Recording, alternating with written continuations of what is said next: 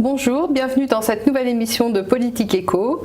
Nous recevons aujourd'hui Youssef Indy, qui est un écrivain spécialiste de géopolitique et du choc des civilisations, spécialiste du choc des civilisations, qui a écrit deux remarquables livres. Le premier qui s'appelle Occident et Islam aux éditions Sigest. Le second qui vient de sortir qui s'appelle Les mythes fondateurs du choc des civilisations. Les éditions Sigest également. Voilà. Donc vous avez les deux livres de Youssef, spécialiste du choc des civilisations. Donc Youssef, vous allez nous parler aujourd'hui du premier de vos deux livres qui s'appelle Occident et Islam. Oui.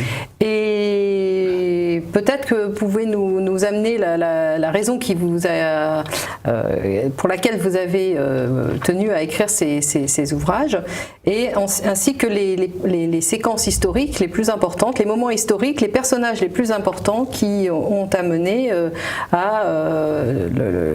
qui sont les fils conducteurs de votre réflexion.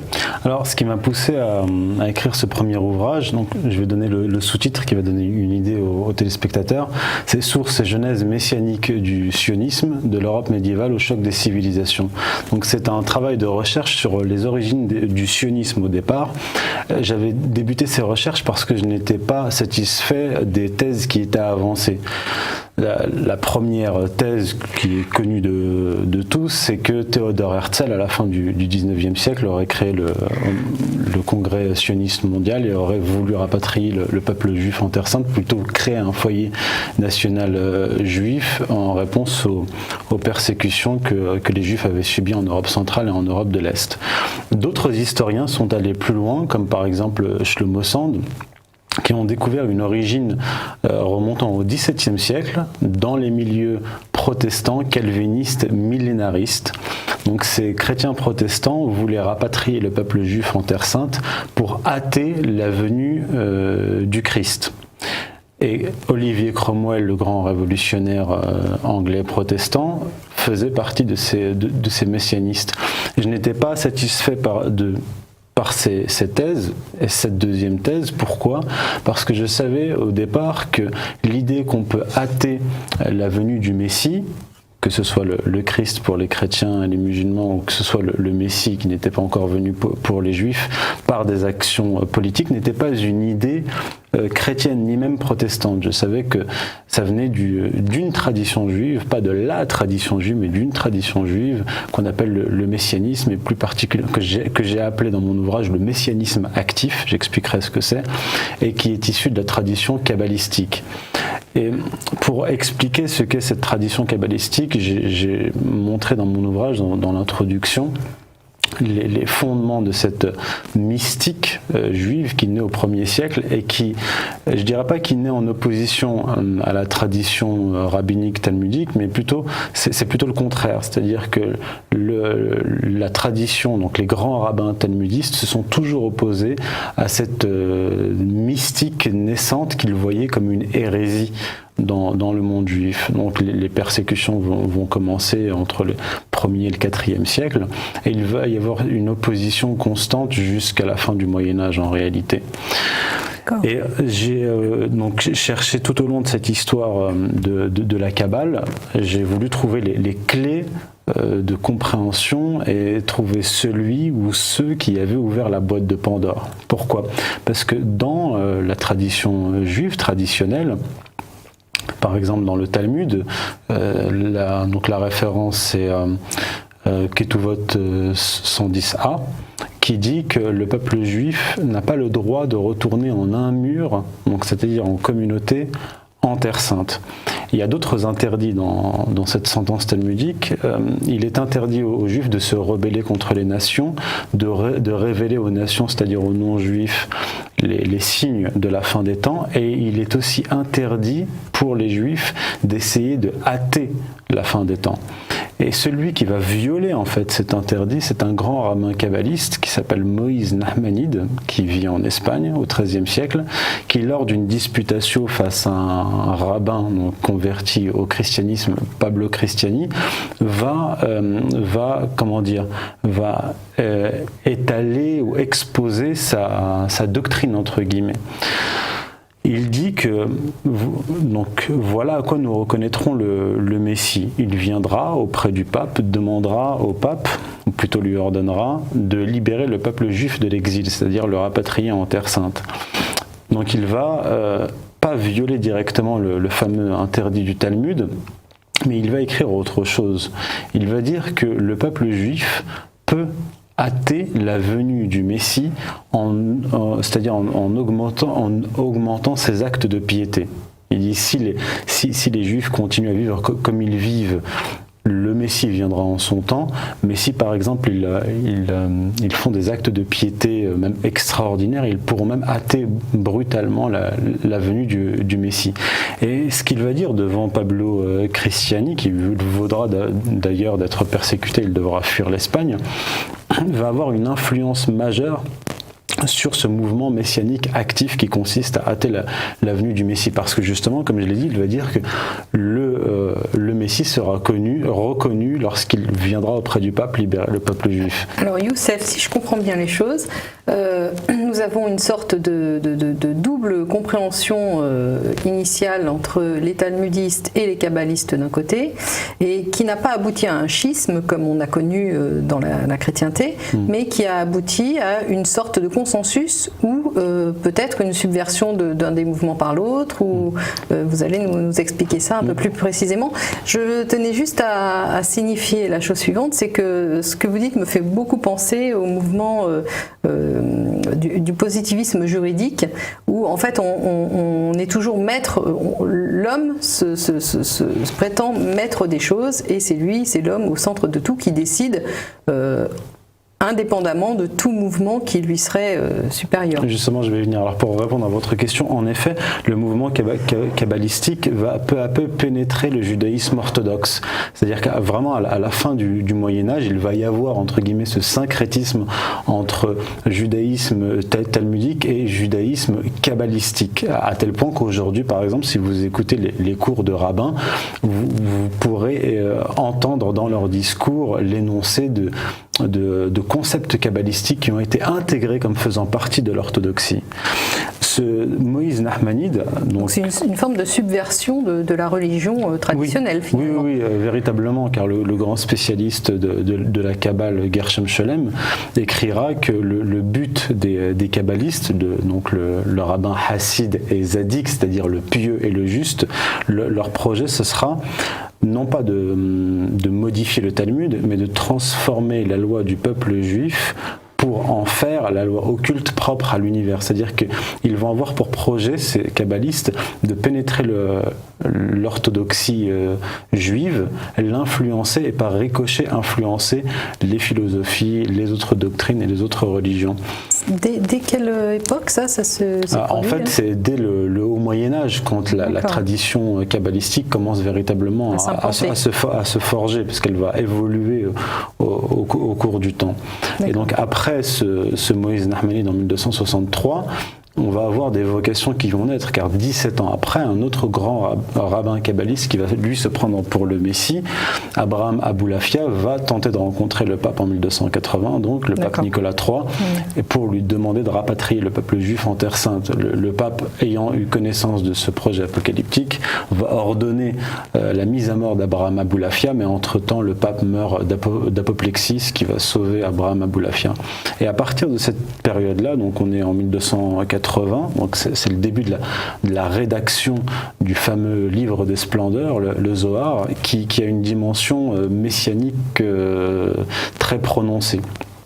Et tout au long du XIVe siècle, la dimension messianique va véritablement devenir peu à peu prépondérante, et l'événement historique qui va définitivement faire pénétrer le messianisme dans la Kabbale, c'est l'expulsion des Juifs d'Espagne en 1492.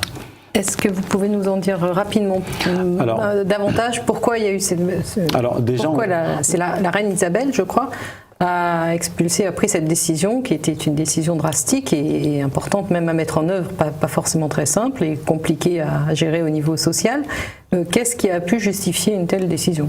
En fait, ça a été après la Reconquista, lorsqu'il y a eu la phase finale de la Reconquista, parce que la Reconquista, on peut la faire remonter même au XIIIe siècle. Avec cette Reconquista, donc les catholiques qui vont reprendre le pouvoir dans la péninsule ibérique vont expulser systématiquement les juifs et les musulmans. Mais certains d'entre eux, un certain nombre d'entre eux, qu'ils soient juifs ou musulmans, vont se convertir en apparence au christianisme. Donc il va y avoir les juifs d'Espagne qui vont être expulsés, et il va y avoir ce qu'on va appeler les maranes, donc ces juifs faussement convertis au catholicisme, et qui vont rester en Espagne. Donc à partir de cet événement majeur, la dimension messianique va devenir la dimension prépondérante dans la Kabbale, et vont naître des mouvements apocalypticiens qui vont véritablement vouloir hâter la fin des temps, hâter l'apocalypse. Et parmi donc une accélération du processus initialement décidé. Exactement. Donc le messianisme actif qui va naître de manière modérée avec Moïse Nahmanide et qui va s'accentuer avec Abraham Aboulafia va prendre une dimension majeure, et c'est à cette époque-là que vont émerger deux kabbalistes fondamentaux. Là, je pose des jalons pour donner des repères historiques. C'est David Reiveni et son élève Solomon Molko. David Reiveni a pour projet de convaincre les puissances européennes, à commencer par l'Église. Il se rend auprès du pape et du cardinal Giulio, donc le pape Clément VII et le cardinal Giulio en 1525, et il tente de les convaincre de monter une armée pour attaquer l'Empire ottoman en Palestine pour recréer le royaume d'Israël. Donc cette rencontre n'aboutit pas à grand-chose, mais il part immédiatement au Portugal. Il va rencontrer le roi Jean III. Il parvient à le convaincre de lui donner 4 navires et 8000 canons pour attaquer l'Empire ottoman en Palestine. Le roi Jean III accepte dans un premier temps, mais le grand inquisiteur va à la rencontre du roi et lui expose en fait le projet de David Reiveni de recréer le royaume d'Israël, et là il refuse, il se rétracte. Et c'est à ce moment-là qu'il rencontre son fameux élève Solomon Molko, qu'il emmène avec lui dans ses voyages. Il l'emmène d'ailleurs en Turquie, à Salonique, et c'est là que Solomon Molko va être formé à la Kabbale. Et Solomon Molko va développer des capacités tout à fait étonnantes, et il va réussir à impressionner même le pape que lui présente David Reiveni, et un certain nombre de prélats, à tel point que le pape va lui donner l'autorisation de prêcher devant les prélats, mais à condition qu'il ne prêche rien d'anti-chrétien.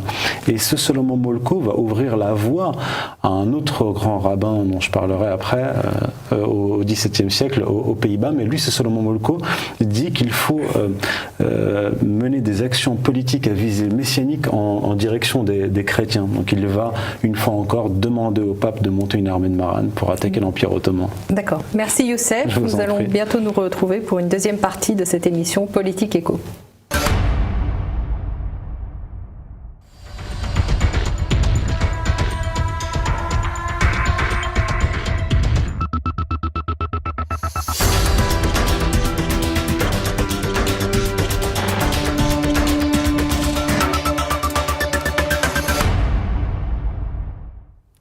Bienvenue dans cette deuxième partie de Politique Éco avec Youssef Indy. Donc nous avons abordé dans la première partie l'influence de la Kabbale messianique sur la religion juive, la religion hébraïque. Dans cette deuxième partie, nous allons aborder l'influence de cette même Kabbale sur la religion chrétienne et sur la religion et sur celle de l'islam. Si Youssef est d'accord. D'accord, j'enchaîne. Alors en fait, je m'étais arrêté au XVIe siècle avec David Reiveni et Solomon Molko. Je vais rester un peu sur cette période parce que c'est vraiment véritablement une période charnière sur l'influence messianique et kabbalistique plutôt, d'abord kabbalistique, sur le christianisme.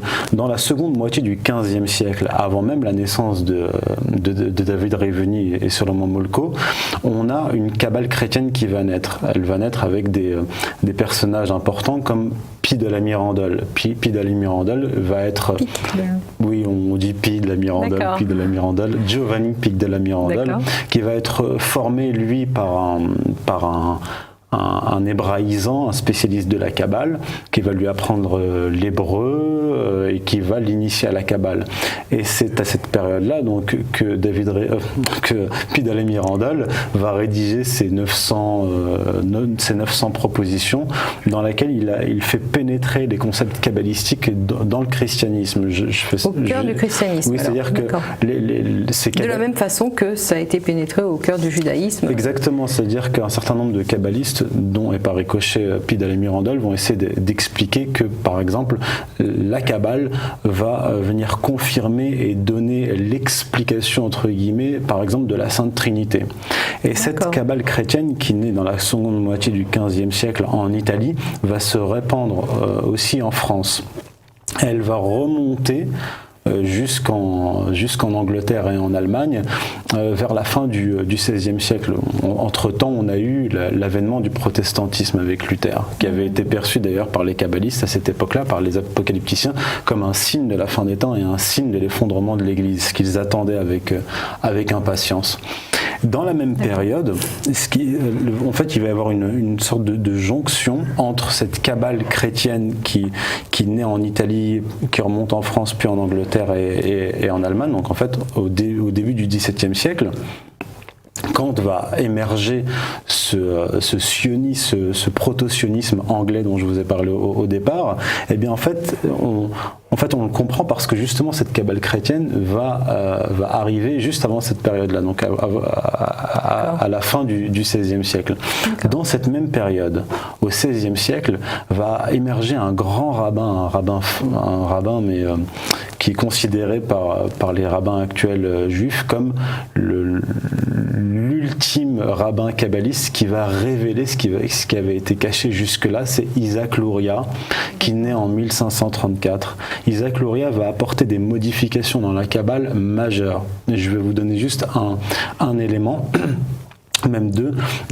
Premièrement, la différence entre la Kabbale lurianique et la Kabbale espagnole. Dans la Kabbale espagnole, le peuple juif est au centre de l'univers et de la création, mais il doit attendre le Messie pour être rapatrié en Terre Sainte, et il doit attendre l'action de Dieu pour accéder à la rédemption. Isaac Luria va dire non. Le peuple juif est bien le centre de la création et de l'univers, mais il est aussi le principal moteur de l'histoire. Il va être le principal acteur de sa rédemption. Et il dit, c'est au peuple juif lui-même de retourner en Terre Sainte pour rétablir le flux divin qui existait entre lui et Dieu à l'époque du royaume d'Israël, et ainsi réparer le cosmos. C'est véritablement une conception cosmique, mystique de l'histoire. Donc l'action humaine prend le pas sur l'action divine finalement. Oui, c'est-à-dire qu'à partir d'Isaac Luria, le Messie et Dieu ne sont plus que des spectateurs. D'accord. Et il va ajouter un élément fondamental, en fait, qui est corrélé à ce nouveau concept, c'est que la dimension messianique active va être encore plus extrême avec Isaac Luria. Et ce messianisme extrême a pour corollaire un nationalisme extrémiste. Et cette Kabbale lurianique va en fait il va y avoir ce que Gershom Scholem appelle un véritable une véritable vague messianique qui va balayer tout l'Orient, le Maghreb et toute l'Europe jusqu'à Amsterdam et en Angleterre. Ça donne un nouvel élan finalement au concept kabbaliste. Oui, c'est-à-dire que ce messianisme actif va se radicaliser avec Isaac Luria, il va balayer toute l'Europe, c'est-à-dire qu'il va y avoir la Kabbale qui va balayer l'Europe et une deuxième vague qui est la Kabbale lurianique et qui va atteindre les Pays-Bas et même l'Angleterre. Donc dans la même période, on a cette Kabbale chrétienne qui remonte en Angleterre et en Allemagne avec le protestantisme, et on a ce messianisme radical. Et c'est dans cette période que l'on a l'émergence, donc au début du XVIIe siècle, du millénarisme protestant, c'est-à-dire les chrétiens protestants à cette époque-là, donc on est en Europe du Nord et en Angleterre, croient en l'imminence de la fin des temps. Il y a eu une influence très nette de ces mouvements kabbalistes sur la pensée protestante initiale finalement. Oui, et je parle dans mon ouvrage d'un rabbin kabbaliste très important qui est le chef de la communauté juive d'Amsterdam, qui est Menassé Ben Israël, qui va sur les traces de Solomon Molko établir ce judéo-christianisme, parce qu'en fait ce que voulait faire Solomon Molko, c'était faire une jonction politique mais aussi idéologique, religieuse avec le monde chrétien. Mais à cette époque-là, avant l'avènement, enfin il y avait le protestantisme, mais avant l'implantation du protestantisme, le monde chrétien, surtout en Italie, n'était pas prêt pour cette jonction. Mais avec ces mouvements millénaristes, le terreau sera fertile pour Menassé Ben Israël, qui va créer une imprimerie et qui va entrer en contact avec un certain nombre de protestants, et il va entrer en contact avec Olivier Cromwell, et c'est lui qui va demander à Olivier Cromwell d'accepter le retour des Juifs en Angleterre. Là, on est au XVIIe siècle. D'accord. On est aussi à l'époque où les concepts de banque centrale se mettent en place, où vous avez cette conception unifiée de la monnaie qui commence à se répandre justement en Angleterre. Exactement. Et finalement aux Pays-Bas. Exactement, parce que lui... D'abord aux Pays-Bas, ensuite en Angleterre. Ce Menassé Ben Israël va demander donc à Cromwell le retour du peuple juif en Terre Sainte, le lapsus, en Angleterre. Et en fait, lui, Menassé Ben Israël, est aussi le porte-parole des grands commerçants et banquiers juifs d'Amsterdam.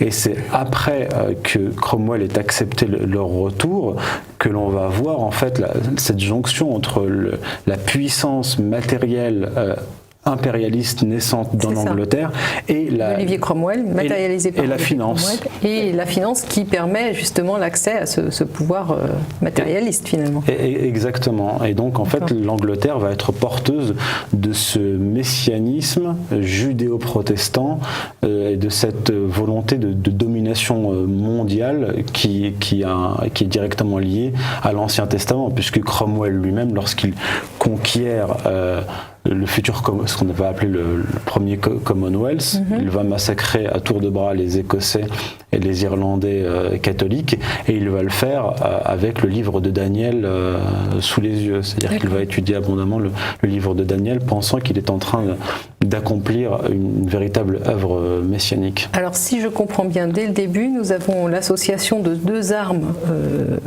pour étayer ce mouvement kabbalistique, l'arme monétaire et l'arme de l'épée, le glaive et l'épée, quoi. Oui, c'est-à-dire donc dès le départ, les deux sont associés pour former un tout finalement et avancer de concert. Oui, si je comprends bien. Oui, parce que les kabbalistes vont essayer, comme je l'ai dit avec David Reveni, Solomon Molko et même déjà avec Abraham Aboulafia, d'entrer en contact avec les puissances armées. Et d'ailleurs, ce que je n'ai pas dit, c'est que David Reveni et Solomon Molko avaient tenté de convaincre l'homme le plus puissant d'Europe à l'époque, qui était Charles Quint, l'empereur du Saint-Empire romain germanique.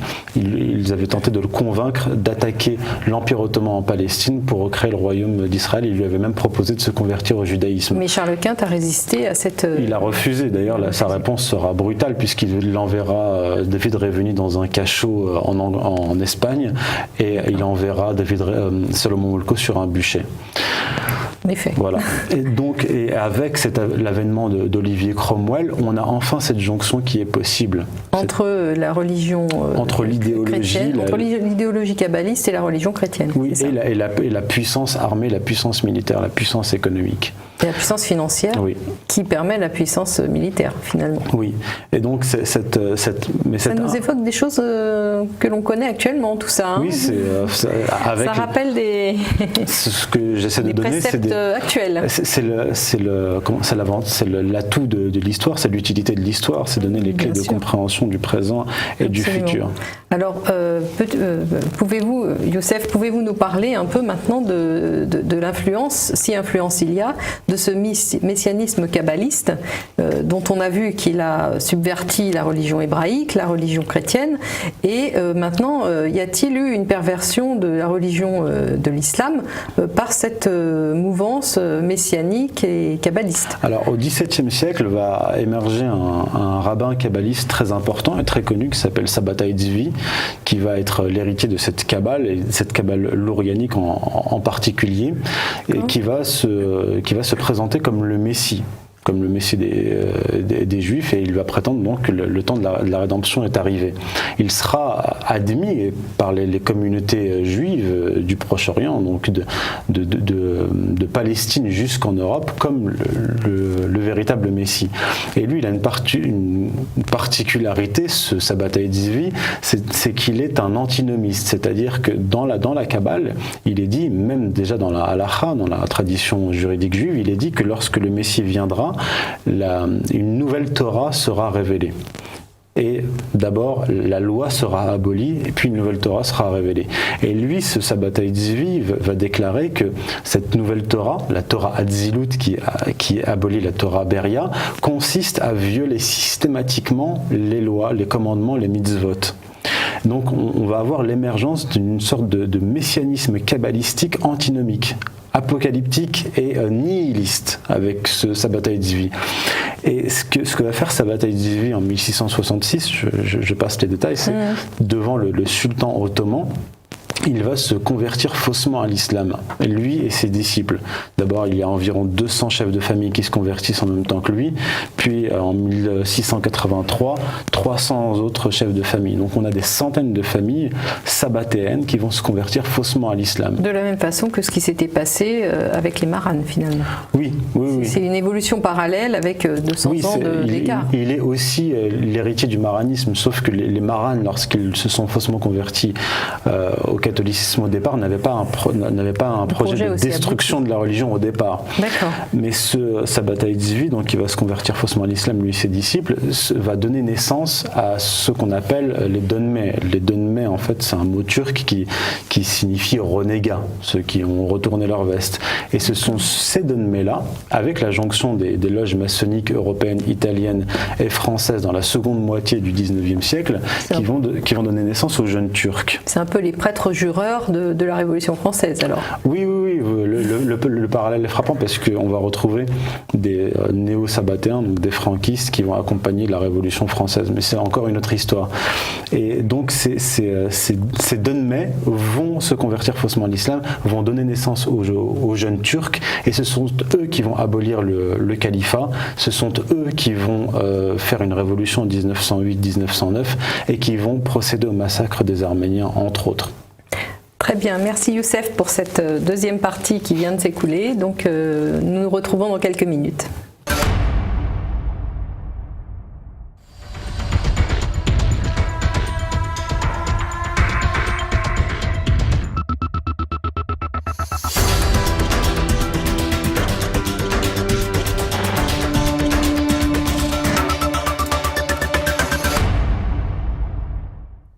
Nous revoici sur le plateau de Politique Éco avec notre invité Youssef Indy pour parler du choc des civilisations. Donc nous en sommes arrêtés au donmé à la fin de la deuxième partie. Est-ce que Youssef peut nous parler plus précisément de l'influence donc des donmés, ce qu'on appelle les donmés, sur les peuples d'islam et en particulier sur la Turquie? En fait, les donmés qui vont donner naissance aux jeunes Turcs vont avoir surtout, au-delà de l'influence idéologique, un impact politique, puisque ce sont des révolutionnaires, un peu comme les révolutionnaires français. Ce sont eux qui vont subvertir la structure étatique et la principale institution islamique qu'est le califat de manière très concrète. Mais en parallèle de ce mouvement révolutionnaire de subversion, va émerger un autre mouvement qui sera lui philosophique et qui va reprendre les thèses, pas de Sabbatai Tzvi directement, mais du sabbato-franquisme, puisqu'entre-temps, Jacob Frank est passé par là, qui s'est présenté comme la réincarnation de Sabbatai Tzvi au XVIIIe siècle, et qui, lui et ses disciples, vont se convertir faussement au catholicisme. Avec le franquisme, on va avoir une philosophie qui va accompagner... Deuxième vague de fausses conversions au christianisme, au catholicisme. Qui va commencer en Pologne, et ces franquistes vont se convertir massivement entre 500 personnes et 20 000 personnes, selon les chiffres, selon les sources, au catholicisme. Et ils vont aussi pénétrer les grandes familles aristocrates européennes pour subvertir, en fait, pour pourrir le poisson à la tête. Et d'ailleurs, ils vont... Dont les Médicis sont une émanation, si j'ai bien compris. Non, parce qu'on n'est pas vraiment dans la même séquence, il me semble. Parce que là, avec Jacob Frank, on est au XVIIIe siècle. Alors, donc, ils existaient déjà, enfin, les Médicis étaient déjà porteurs de cette... Je n'ai aucune preuve là-dessus, alors je ne m'avancerai pas. Je ne dirais pas que les Médicis sont liés à la Kabbale, pas pour le moment en tout cas. Et donc pour en revenir au franquisme, il va avoir pour projet de subvertir le monde catholique de l'intérieur par des mariages et des fausses conversions et par la pénétration dans l'Église, parce qu'il y a un certain nombre de franquistes qui vont se rapprocher, dès Jacob Frank d'ailleurs, du catholicisme. Et avec la Révolution française, on va avoir une transmutation du franquisme qui va passer d'un nihilisme à une sorte de progressisme réformiste. C'est-à-dire qu'ils vont vouloir, ceux qui se sont convertis au catholicisme, réformer le catholicisme de l'intérieur. Et ils vont utiliser pour cela aussi des loges maçonniques, un certain nombre de loges maçonniques. Et ces idées-là, progressistes, réformistes, vont pénétrer le monde musulman via des loges maçonniques. Je vais vous donner un exemple. Le premier grand réformiste musulman, qui s'appelle Malkoun Khan, qui est un Arménien iranien converti à l'islam, va créer la première loge maçonnique, la Falamush Khana, en 1858, après avoir été initié à la maçonnerie à Paris. Et en fait, lui, il va utiliser un mot connu par les musulmans, c'est-à-dire le soufisme, la mystique musulmane, mais seulement comme vêtement, parce qu'en fait, il va utiliser ce terme-là pour faire passer une nouvelle religion, une religion de l'humanité, une religion qui s'apparente à la religion de Rousseau, des Lumières, où il va dire en fait le judaïsme, le christianisme et l'islam ne sont que des hérésies de la véritable religion. Et en fait cette idée-là vient de Jacob Frank, vient du franquisme. Et avec... Du kabbalisme, oui, bien sûr. Et en fait ces loges maçonniques qui vont déjà émerger à partir de 1738 à Smyrne, le lieu de naissance de Sabbatai Tzvi, puis à Alep et ailleurs, vont être le moyen de la diffusion de cette nouvelle idéologie qui va être portée par ceux qu'on appelle les réformistes musulmans, parce qu'après Malkoun Khan, on va avoir des noms très connus dans le monde musulman et qui sont très respectés, puisqu'ils vont se présenter un peu comme les protestants, comme les réformateurs de l'islam qui vont revenir soi-disant à l'islam des origines. Ce sont Jamal ad-Din al-Afrani, Mohamed Abdou et leurs élèves Rachid Rida, puis Hassan al-Banna qui va fonder les frères musulmans.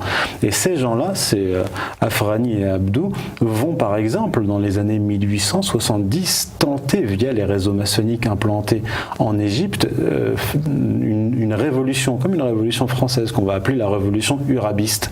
Donc on a ces Donmets, ces Sabbatéens faussement convertis à l'islam, mais ils vont jouer un rôle majeur puisque in fine ils vont abolir le califat, mais ils vont être accompagnés sur le plan idéologique par ces réformistes musulmans. C'est pour cela que au lendemain de l'abolition du califat, la grande assemblée turque créés par les jeunes Turcs et Kemal Atatürk en 1920 vont déclarer que en réalité, comme on a décapité le roi en France, qu'on a aboli la monarchie, on va abolir le califat et on va décréter, donc dans ce manifeste d'Ankara, ils vont décréter qu'en réalité le califat n'a rien d'islamique, n'a rien de religieux, ce n'est qu'une construction humaine.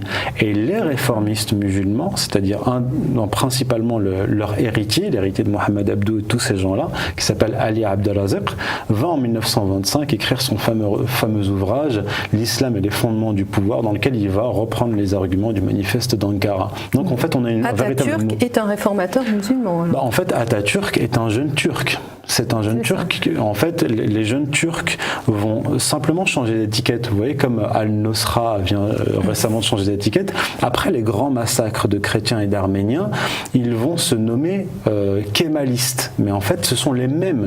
Ceux qu'on... D'ailleurs, l'auteur turc qui s'appelle Omer Kazim l'a l'a prouvé de manière très claire dès les années 20. Et il explique qu'en fait, ceux qui ont perpétré ces massacres, ceux qui ont fait la révolution jeune turque, qu'on appelle les kémalistes, sont en fait les mêmes. C'est exactement les mêmes noms. Ils ont simplement changé d'étiquette. Ils ont été exilés quelques années, puis ils sont revenus au pouvoir. Ils sont donc des partisans de Mustafa Kemal. Oui, bien sûr. Atatürk. Bien sûr, qui est lui-même un jeune turc d'ailleurs. D'accord. Alors, est-ce qu'il y a un lien entre ces frères musulmans et le wahhabisme, qui est une religion apparemment... une hérésie. Une hérésie pour le monde musulman, mais qui prend de l'ampleur aujourd'hui et qui est dûment financée, armée, etc. Comme alors la géopolitique nous laisse entrevoir. L'idéologie wahhabite est née au XVIIIe siècle avec Mohammed ibn Abdul Wahhab. Donc entre 1740 et 1750, il va établir une nouvelle idéologie qu'il va présenter lui aussi, comme les protestants, comme Olivier Cromwell et les autres, comme le retour au véritable islam. Et il va être aidé pour répandre cette idéologie dans la péninsule arabique à partir du Najd, donc région centrale de l'Arabie, par la tribu des Saouds.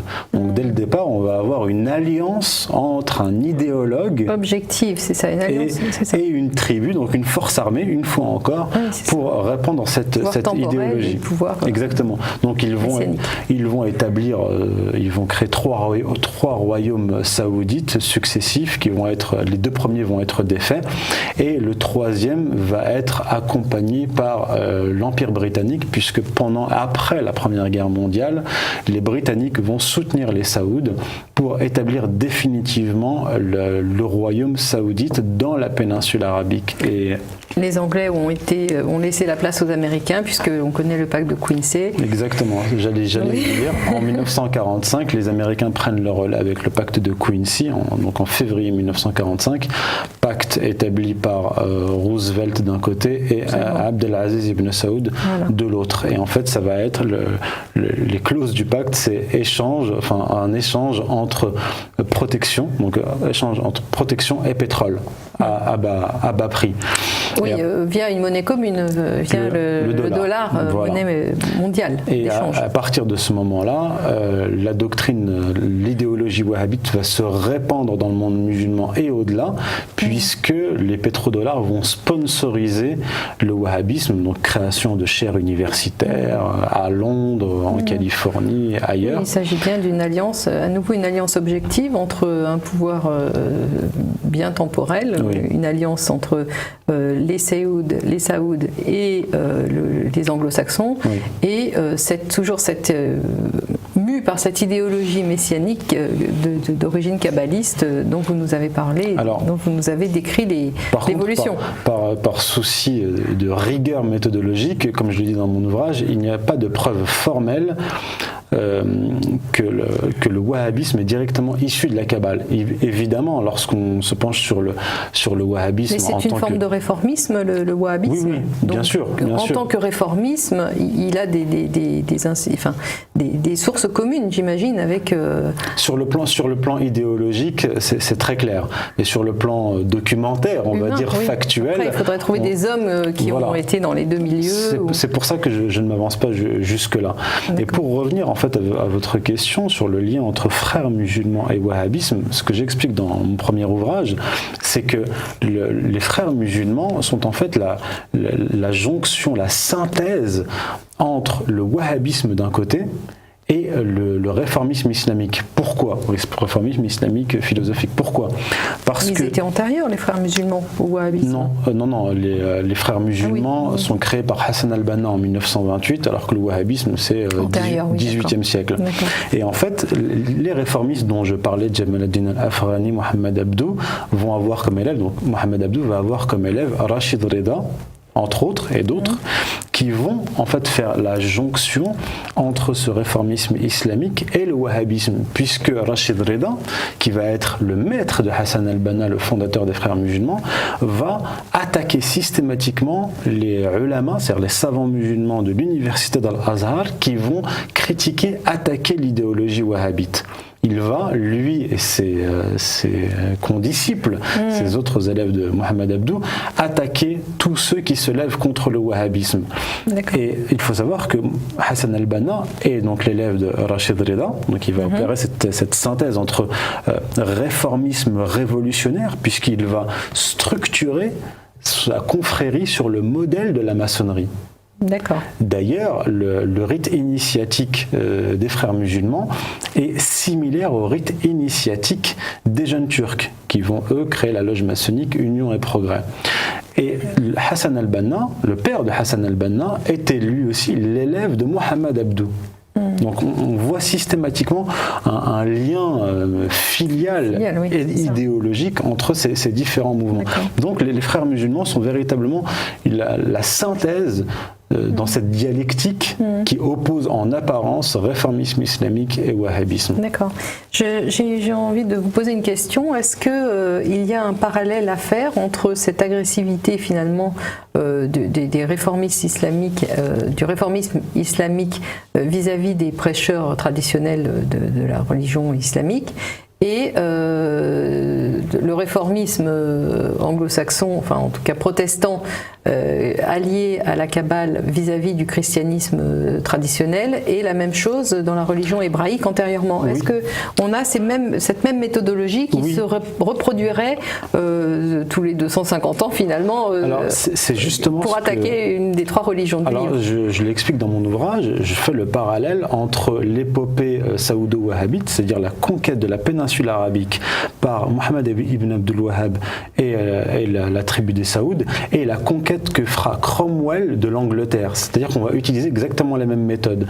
Les saoudo-wahhabites vont massacrer systématiquement les musulmans qui ne se soumettent pas à Mohamed ibn Abdul Wahhab. C'est-à-dire qu'on va utiliser l'idéologie comme un outil de conquête pour tout araser, pour ensuite fonder une nouvelle idéologie, un nouvel État lié à une nouvelle doctrine. Et on a vu ça dans les deux religions antérieures, puisqu'on a vu la Révolution française, en tout cas toutes les révolutions issues des Lumières en Occident, donc qui a fait à peu près la même chose vis-à-vis du christianisme, et j'imagine vis-à-vis de la religion hébraïque, ça s'est fait peut-être antérieurement, et dans des conditions peut-être plus moins radicales, puisque le messianisme était en voie de formation finalement. Oui, c'est-à-dire qu'on va avoir un combat idéologique entre les kabbalistes et les talmudistes. Les kabbalistes vont gagner puisqu'ils vont réussir à faire pénétrer les concepts kabbalistiques dans le judaïsme orthodoxe. Les protestants vont en Angleterre par le bras armé de Cromwell araser le catholicisme, se débarrasser du catholicisme sur l'île. On va avoir les révolutionnaires que Gustave Le Bon appellera des épileptiques qui massacrent les catholiques pour bâtir une nouvelle, donc la République avec une nouvelle religion, une religion occulte d'ailleurs, dont j'ai parlé dans une autre conférence avec Marion Sigaud, et on va avoir le wahhabisme qui va utiliser la même méthode pour se débarrasser de l'islam traditionnel et imposer une nouvelle idéologie. Merci beaucoup Youssef Indy pour vos explications lumineuses. Et merci à vous Valérie. À bientôt, j'espère, pour une prochaine émission. À très bientôt.